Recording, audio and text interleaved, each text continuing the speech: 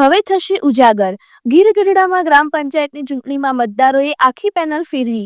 ગીર ગઢડા ગ્રામ પંચાયતની ચૂંટણીની મતગણતરી આજરોજ કરવામાં આવી હતી। તેમાં 14 વોર્ડમાં 8 વોર્ડમાં જીત મેળવી ગીર ગઢડાના સરપંચના ઉમેદવાર મધુભાઈ ભીમાભાઈ મહેડાની ભવ્ય જીત થઈ છે। ગુજરાત રાજ્યમાં 4564 ગ્રામ પંચાયતની ચૂંટણીમાં ગીર ગઢડા ગ્રામ પંચાયતની ચૂંટણી રસપ્રદ રહી હતી, ત્યારે ગીર ગઢડાની જનતાએ આખી પેનલ ફેરવી નાખી। ગીર ગઢડામાં સરપંચ પદના દાવેદાર મધુભાઈ ભીમાભાઈ મહેડાની 8 સભ્યોની જીત સાથે 367માંથી ભવ્ય વિજય મેળવ્યો છે, ત્યારે એક ઉમેદવાર ફક્ત 4 મતથી વિજય થયો। ગીર ગઢડાના 15 વર્ષથી રાજકારણ કરતા કાર્યકરોને મધુભાઈ મહેડાના સભ્યોએ હરાવી ગીર ગઢડામાં ઇતિહાસ રચ્યો। ગ્રામ પંચાયતની ચૂંટણીમાં કોઈ પાર્ટીના ઉમેદવાર કે કોઈ પાર્ટીની જીત હોતી નથી, પરંતુ ગીર ગઢડાના લોકમુખે ચર્ચા જાગી છે કે ગીર ગઢડામાં ભાજપની પેનલને હરાવી કોંગ્રેસની પેનલ ઇતિહાસ રચ્યો। જીત બાદ મધુભાઈ મહેડા અને તેના જીતનાર સભ્યોની ઉના 93 વિધાનસભાના પૂર્વ ધારાસભ્ય પૂજાભાઈ વંશ દ્વારા મુલાકાત લેવામાં આવી હતી। ત્યારબાદ મધુભાઈ મહેડા દ્વારા સરદાર વલ્લભભાઈ પટેલ અને ડોક્ટર બાબા સાહેબ આંબેડકરની પ્રતિમાને ફુલહાર પહેરાવી જીતની ખુશી મેળવી હતી।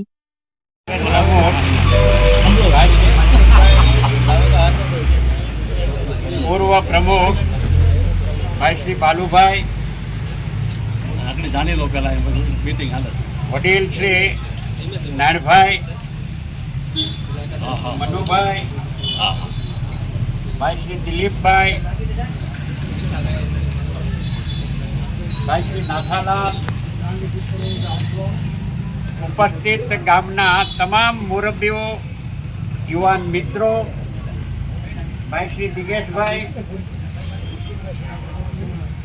અને તમારા સૌના સહકારથી ગીર ગઢડા ગ્રામ પંચાયતની આ સામાન્ય ચૂંટણીમાં તમે સૌએ ચૂંટણી પહેલાંનું વ્યવસ્થિત રીતે આયોજન, ગોઠવણ અને વોર્ડ વાઇઝ વ્યવસ્થિત રીતે ઉમેદવારોની પસંદગી કરીને 8 સભ્યોને સરપંચ ચૂંટણી તમે લડ્યા, જોમ જુસ્સાથી લડ્યા, આક્રમકતાથી લડ્યા, ચૂંટણીની વ્યૂહરચના ગોઠવીને ચૂંટણી લડ્યા અને ત્યારે 14 વોર્ડમાંથી 8 વોર્ડ નું પરિણામ તરફેણમાં આવ્યું। 6 વોર્ડમાં પરિણામ મેળવી શક્યા નહીં અને એમાં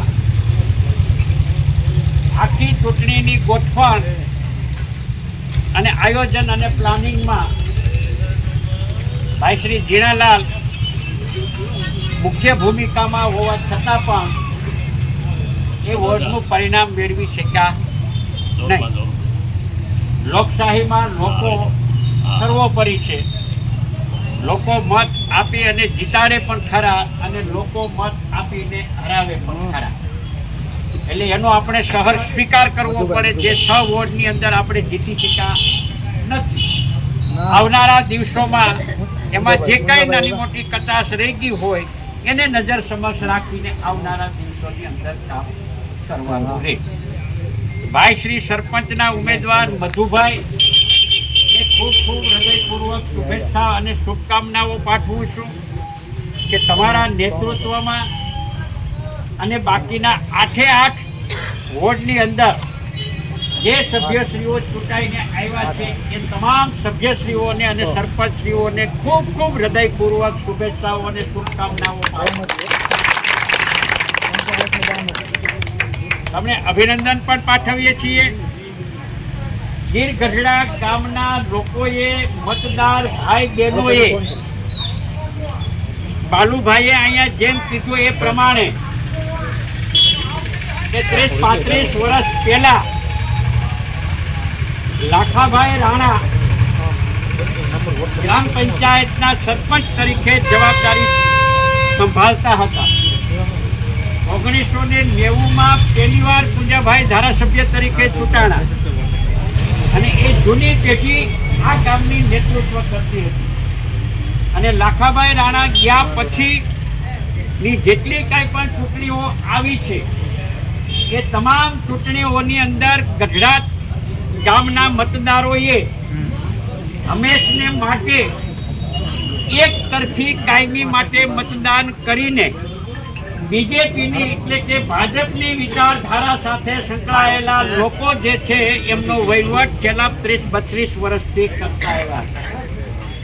અને 35 વર્ષ પછી ગીર ગઢડા ગામને આ ગ્રામ પંચાયતની ચૂંટણીમાં આ નવયુવાન